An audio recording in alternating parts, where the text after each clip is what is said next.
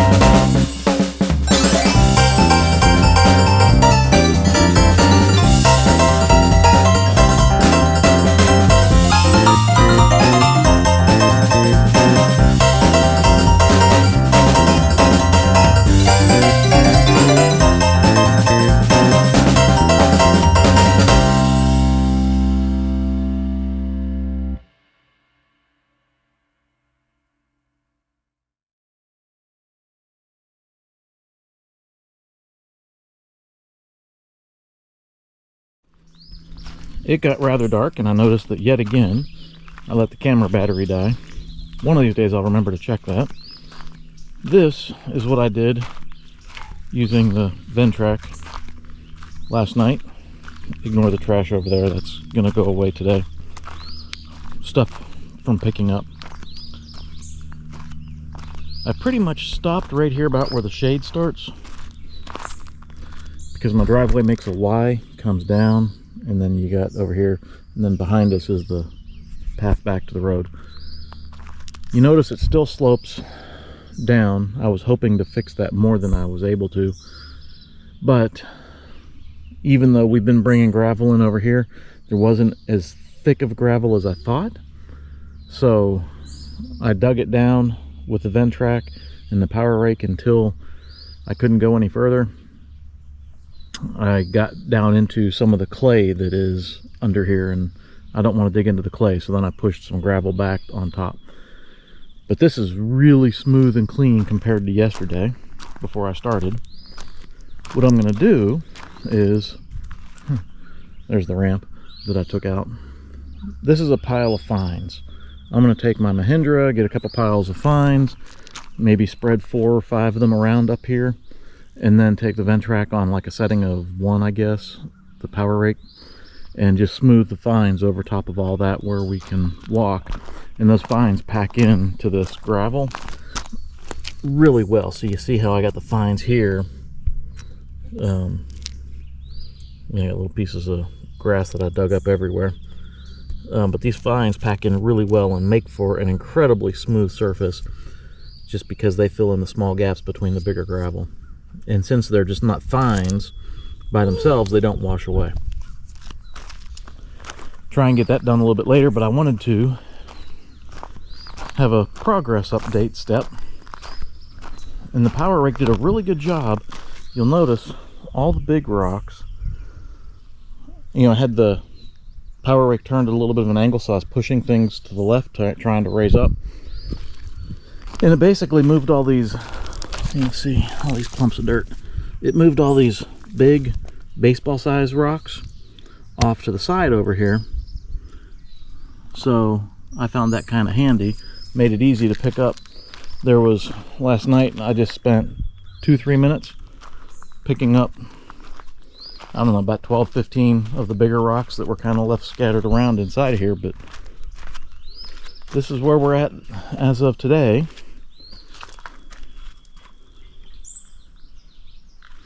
And I was surprised. The Ventrac, with how tight it can turn, I was able to get kind of close to the cabin here, but still couldn't get perfectly close. But you see that distance right there is maybe about 10-12 inches. I mean, it's not that far. So I was able to bring the Ventrac in, come down here, turn, and get into this area right here. And because of the way that these arms poke out, I could take those arms. I had the hose moved. I did a little washing last night. I was able to put the arms on the other side, and then just had to be careful not to hit my yard hydrant with the drum itself. So even though the arms are on there and I can't remove them, I was able to work around.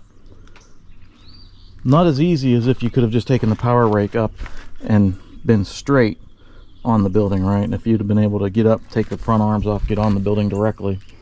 But hey, Junior did a good job again. We'll continue on a little bit later, and I will tell you, normal daily fluid checks, that hydraulic issue we had when we initially got the machine has been spot on perfect. Fluid has been no issue since it got sent in to fix the leak, which was supposedly a loose fitting. Machine's been rock solid since. Belt issues, but that's operator error as I learn how to use it. Oh, and this is the setting I used. So I'm not sure exactly what these marks are. 1, 2, 3, 4. I guess that's 4 inches. So I'm at like 1 inch. Supposedly, I think you can rotate this, and every rotation of the handle is 1/4 inch or 1/2 inch or something. Someday I need to figure that out. But you know what? To me, that's pretty darn figured out.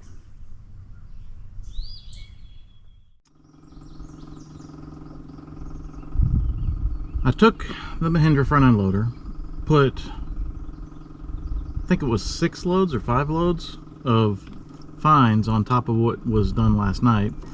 The power rake is set to 1, so we're going to see what happens if we just try and mix those together with a very, I don't know what the right term is, low number, high setting, so that it's not digging into the ground a lot. Let's give her a go.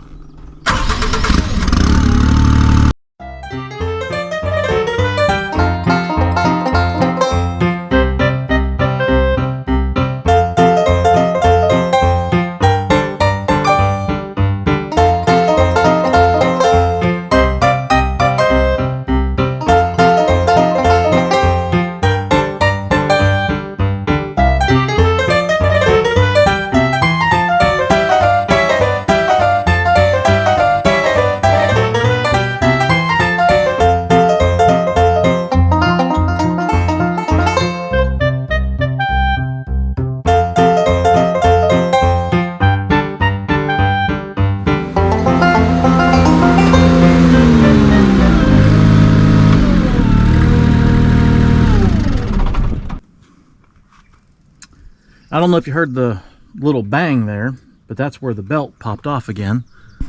Now, what I don't know is, whenever I had that rock in the pulley, did I mess something up and stretch that belt out? Right, so I reused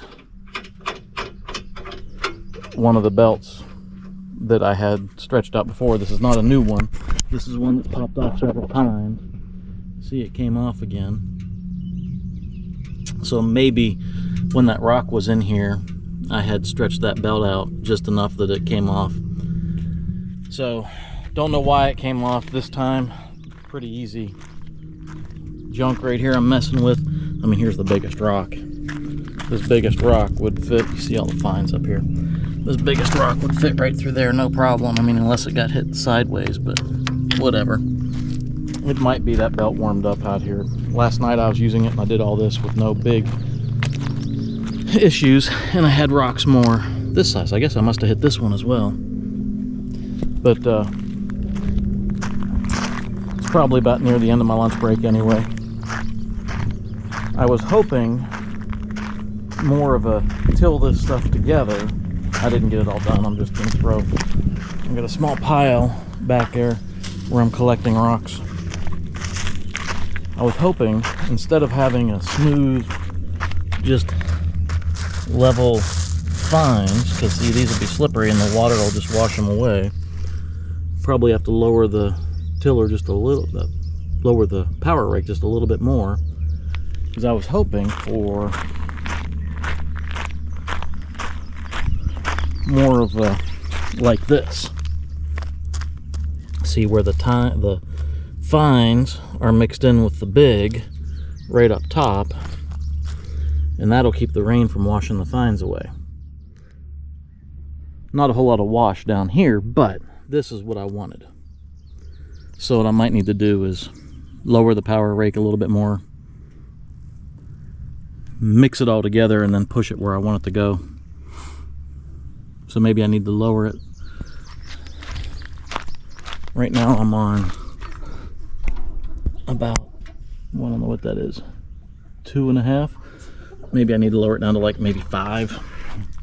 Mix it all together and then push it back where it needs to be. Anyway, back to work. We'll mess with this after my day job is done for the day.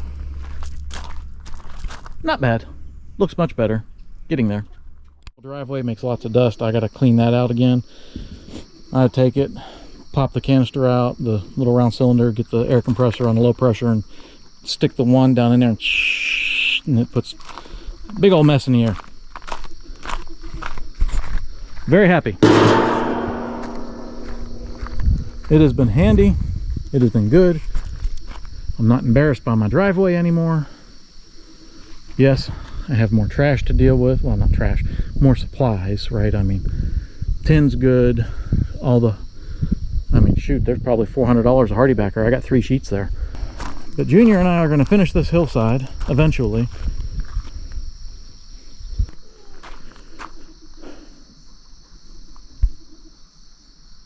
And that's where we're at.